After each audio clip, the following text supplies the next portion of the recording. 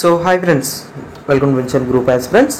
Friends, ఈ వీడియోలో మనం ఏబిపిఎస్సి గ్రూప్ 2 మెయిన్స్లో ఇండియన్ పాలిటీ అండ్ అలానే గవర్నెన్స్ 75 మార్కులు అయితే ఉంది కదా. టీఎస్పిఎస్సిలో గ్రూప్ 2 పాలిటీ మనకి 50 మార్కులు ఉంది కదా.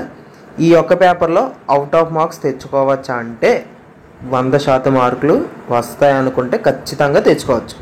ఎలా తెచ్చుకోవాలో మనం ఈ వీడియోలో అయితే చెప్తాను. సో వీడియో అనేది కంప్లీట్గా చూడండి. వీడియో కంప్లీట్గా చూస్తే మీకు నేను చెప్తున్నగా షూర్గా మీకు మార్క్స్ అయితే మ్యాక్సిమం తెచ్చుకుంటారు. సో మొదటగా మనకి ఇండియన్ పాలిటీ అనేది చాలా డైనమిక్గా ఉంటుంది. డైనమిక్ అంటే ఏంటి? ఆల్వేస్ అందులో అప్డేట్స్ అయితే ఉంటూనే ఉంటాయి. ఉదాహరణకు చూడండి, రాజ్యాంగం ఒకసారి మీరు మైండ్లో పెట్టుకోండి. ప్రతి అంశం కూడా ఇటీవల మనకి వార్తలోకి వచ్చింది. ఉదాహరణ తీసుకుంటే ఆర్టికల్ 1 లాస్ట్ 1 year ఎన్నిసార్లు వార్తలోకి వచ్చిందో మీకు తెలుసు. ఏ సందర్భంలో వార్తలోకి వచ్చిందో దాన్ని బట్టి మనకి ఆర్టికల్ 1 సంబంధించి లింక్ చేస్తే మనకు క్వశ్చన్స్ అయితే అడుగుతున్నారు. సో ఇది ప్రజెంట్ ప్యాటర్న్, ఏబిపిఎస్సి అయితే కానీ టీఎస్పిఎస్సి అయితే కానీ. ఫస్ట్ పాయింట్ చూసుకున్నట్టయితే India that is Bharat shall be union of states అని చెప్పేసి మన భారతదేశంలో అత్యున్నత చట్టమైన రాజ్యాంగంలోనే 1వ ఆర్టికల్లో పేర్కొనడం జరిగింది కదా.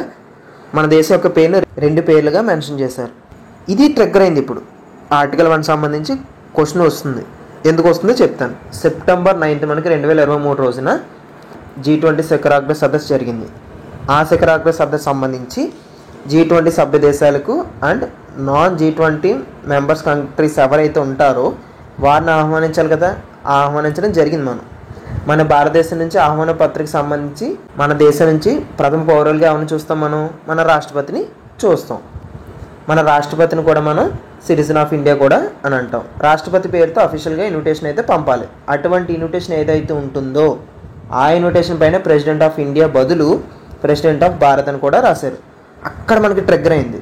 అదేంటి, ఇన్ని రోజులు ఇండియా అని రాశారు, ఇప్పుడు భారత్ అని రాశారు, మన దేశం యొక్క పేరు ఏమైనా మారుతుందని చెప్పేసి ఒక అంశం తెరపైకి రావడం జరిగింది. సో ఈ విధంగా మనకి ఆర్టికల్ 1 అనేది వార్తలోకి వచ్చింది. అండ్ అలా ఇటీవల సుప్రీంకోర్టు సంబంధించి భారతదేశంలో అత్యున్నత న్యాయస్థానమైన సుప్రీంకోర్టు యొక్క వజ్రోత్సవాలు జరిగాయి. ఆ వజ్రోత్సవాల సందర్భంగా కూడా ఇండియా పేరును భారత్ అని మెన్షన్ చేయడం కూడా జరిగింది. అలా వార్తలోకి వచ్చింది మనకి సుప్రీంకోర్టు. ఇటీవల కాలంలో వార్తలు వచ్చిన అంశాలు ఏవైతే ఉంటాయో ఆ అంశాలను బేస్ చేసుకుని ఆర్టికల్ 1 సంబంధించి కానీ ఆర్టికల్ 1 క్లాస్ 1 కానీ ఆర్టికల్ 1 క్లాస్ 2 కానీ ఇలా క్వశ్చన్ని ఇన్ డీటెయిల్గా ఫ్రేమ్ చేస్తున్నారు. దానికి లాస్ట్గా ఏం చేరుస్తున్నారు? ఇండియన్ పాలిటీ కరెంట్లో ఏవైతే వార్తలు ఉన్నాయో వాటిని లింక్ చేసి మనకి కాంటెంపరీగా క్వశ్చన్ అనేది ఫ్రేమ్ చేస్తున్నారు. సో ఈ విధంగా మనకి ప్రెజెంట్ క్వశ్చన్ పేపర్ అయితే నడుస్తుంది. ఏపీపీఎస్సీ కానీ టీఎస్పీఎస్సీ కానీ అదర్ పిఎస్సీ బోర్డ్స్ అయితే కానీ.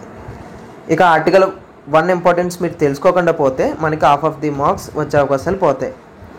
ఆర్టికల్ 1 అనే కాదు, పాలిటీ సంబంధించి డైనమిక్గా ఏదొచ్చినా కూడా మీరు ప్రతి అంశాన్ని కూడా చేర్చుకోవాలి. మీరు ఎటువంటి బుక్ చదివినా, అదే లక్ష్మీకాంత్ సార్ బుక్ అయినా, ప్రభాకర్ రెడ్డి సార్ బుక్ అయినా, కృష్ణారెడ్డి సార్ బుక్ అయినా డైనమిక్గా మీకు మీరే స్టిక్కి కొత్త అంశాలు చేర్చుకోవాలి. లేదంటే సగం మార్క్స్ పోగొట్టుకుంటారు మీ చేతిలో మీరే. అండ్ అలానే ఇటీవల సుప్రీంకోర్టు ఒక సంచలనమైన తీర్పు ఇచ్చింది. అదేంటంటే అరుణాచల్ ప్రదేశ్ సంబంధించి ఒక స్వతంత్ర అభ్యర్థి పోటీ చేశారు. అండ్ అలానే అతను గెలుపొందారు అనమాట.